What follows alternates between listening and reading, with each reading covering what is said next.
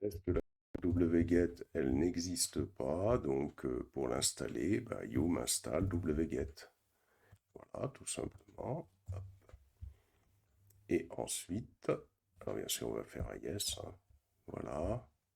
Et ensuite, on pourra tester cette commande wget. Donc voilà, c'est une commande qui fonctionne. On va sortir du conteneur et exit. Voilà. Ensuite, on va faire un docker ps-a pour voir la liste des conteneurs. On a bien le conteneur myCentOS et on va utiliser la commande docker diff myCentOS ici. Alors, on va commencer ici. Commande docker diff myCentOS. On va voir ce qu'elle permet de voir cette commande. Alors, voilà. Cette commande-là, c'est pas mal parce que la commande diff myCentOS, hein, donc, elle permet de voir. Je remonte en haut, vous voyez qu'il y a beaucoup de couches, hein. C'est-à-dire que c'est une. Je remonte. Voilà. Beaucoup de couches. Il y a beaucoup de couches qui existent dans myCentOS. Et ces couches-là, je ne sais pas si on peut les faire plutôt comme ça. Là, on va faire diff myCentOS et on va rediriger ça dans un fichier texte, par exemple, test. Et c'est ça. Voilà. Et là, je pourrais peut-être ouvrir ce fichier pour voir un petit, voilà, donc un petit peu tout ce qui nous a affiché, hein. Et là, vous voyez, on voit toutes les couches, hein, qui existaient. Alors, c'est quoi des couches? Bah, c'est tout ce qui a été installé pour créer notre image myCentOS. C'est tout ce qui a été créé. Je ne sais pas si je peux aller vite pour aller tout à la fin. Ou est-ce que je fais ça ici? On va voir s'il y a quelque chose, un ascenseur quelque part, donc je ne vois pas. Voilà, je vais essayer d'y aller vite. Et on voit, quand on a un A, les couches qui ont été rajoutées, hein, liées à notre image. Si je fais un CTRL W, alors je ne sais pas si on va trouver wget. Voilà. Vous voyez, le wget, il a été ajouté. Et quand vous faites un CTRL W, hein, pour rechercher quelque chose, hein, vous tapez wget, et vous voyez que le wget, c'est quelque chose qui a été rajouté à l'image de base. Donc, ici, myCentOS, c'est le conteneur que l'on a créé tout à l'heure sur la base de l'image CentOS. Quand on fait un docker diff myCentOS, ça permet de voir l'ensemble des couches qui ont été ajoutées à l'image de base. Sachant que, bien sûr, hein, l'image de base n'a pas été touchée, hein, je parle du conteneur. Ça, c'est toujours intéressant. Ici, par exemple, quand je veux convertir le conteneur en image, ça, on l'a déjà fait, hein. Ici, par exemple, je vais faire un docker commit, myCentOS, mon nom à moi. Alors, pourquoi je mets mon nom à moi? C'est parce que, au cas où je veux envoyer cette image sur le Docker Hub, bien, il faudra mettre mon nom, / alors bien sûr, ce sera le login, hein, que j'aurai fait sur le Docker Hub, hein, qui va me permettre d'envoyer cette image. Exécuter un conteneur à partir de cette nouvelle image, on l'a déjà fait, hein, tout à l'heure, donc je ne reviens pas là-dessus. Voilà. Alors ici, on a la façon d'exporter une image.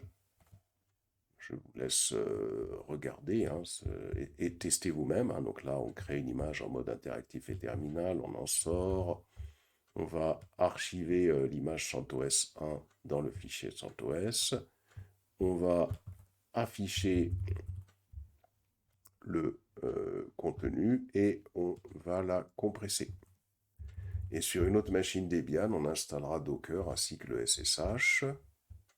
Et donc l'idée c'est ça, hein. Voilà. on installe ainsi que le SSH pour qu'elle puisse communiquer avec la machine Debian précédente sur laquelle on a fait les travaux du cours, puis envoyer l'image précédente vers cette machine avec la commande scp. Donc l'objectif ici, dans ce petit TP, ce sera quoi? Ce sera de créer une image en mode interactif et terminal,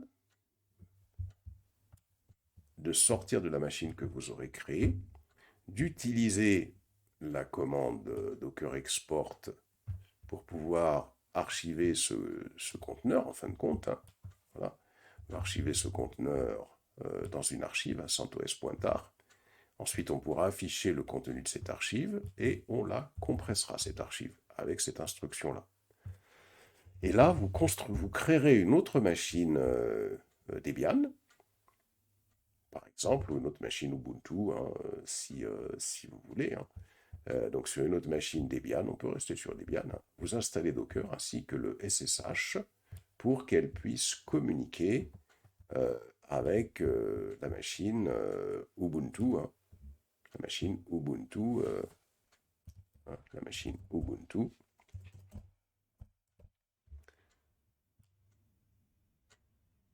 Précédente sur laquelle on a fait les travaux du cours. Donc c'est celle sur laquelle on a travaillé. Puis l'idée, c'est d'envoyer l'image précédente vers cette machine avec la commande scp. C'est-à-dire qu'il faudra faire scp. Cette image, comme on l'a compressée, voici comment elle s'appellera. Et vous l'enverrez sur la machine numéro 2. Donc à vous de rechercher comment on peut utiliser la commande scp. Et donc, une fois que vous aurez fait ça, vous irez sur la machine Debian pour pouvoir faire un Docker import hein, de l'image que l'on aura compressée. Hein, donc l'image qui sera ici, on va la décompresser sur cette image-là hein, dans la Debian. Et donc, vous tenterez de créer un conteneur à partir de cette image. Donc ça, c'est intéressant parce que ça veut dire que vous pouvez avoir un conteneur hein, que vous allez exporter quelque part pour que je puisse recréer le conteneur ailleurs. Ça, c'est pas mal. Hein. Donc là, vous testerez wget hein, sur CentOS pour voir que ça fonctionne. Vous jetterez un coup d'œil sur l'historique de l'image, donc vous utiliserez ces commandes-là. Et enfin, ici, il y a quelques instructions sur les différents paramètres qu'on a utilisés ensemble. Là, et puis il y a différentes commandes, par exemple, à tester ici, hein, pour pouvoir prendre encore plus en plus, hein, si vous voulez, en main les commandes Docker. Voilà. Voilà pour cette formation. Pour les exercices, je les ai mis dans ce fichier que vous retrouverez sur le site. Donc, ce fichier qui s'appellera cours. Travaux pratiques. Alors bien sûr, il y a toutes les notes du cours au-dessus. Et ensuite, il y a les TP. Donc la première TP, il faudra que vous créez des images pour créer des conteneurs qui démarrent les serveurs suivants. Apache, Tomcat, MySQL, MongoDB, Node.js. Ensuite, à partir d'une image Ubuntu 22, vous tentez de vous connecter au conteneur faisant fonctionner MySQL à partir des serveurs Tomcat et Apache. Alors, peut-être pour leur dire plus clairement, donc ça c'est la partie 1. On crée tous ces serveurs-là, from scratch, comme on l'a fait avec NGINX, à partir d'une image Ubuntu 22. Et il faudra que chacun de ces images-là permette de créer des conteneurs qui fassent démarrer les images, qui fassent démarrer les serveurs. Hein. Et ensuite, vous tentez de vous connecter au conteneur faisant fonctionner MySQL à partir des serveurs Tomcat et Apache. Donc là, l'idée, ce sera de tenter, à partir du conteneur faisant fonctionner Tomcat, à partir du conteneur faisant fonctionner Apache, de tenter d'exécuter des commandes MySQL sur le serveur MySQL qui sera sur un autre conteneur à distance. Ensuite, vous tenterez de vous connecter au serveur MongoDB à partir des serveurs Node.js, Apache et MongoDB et revoir toutes les commandes du cours et les maîtriser.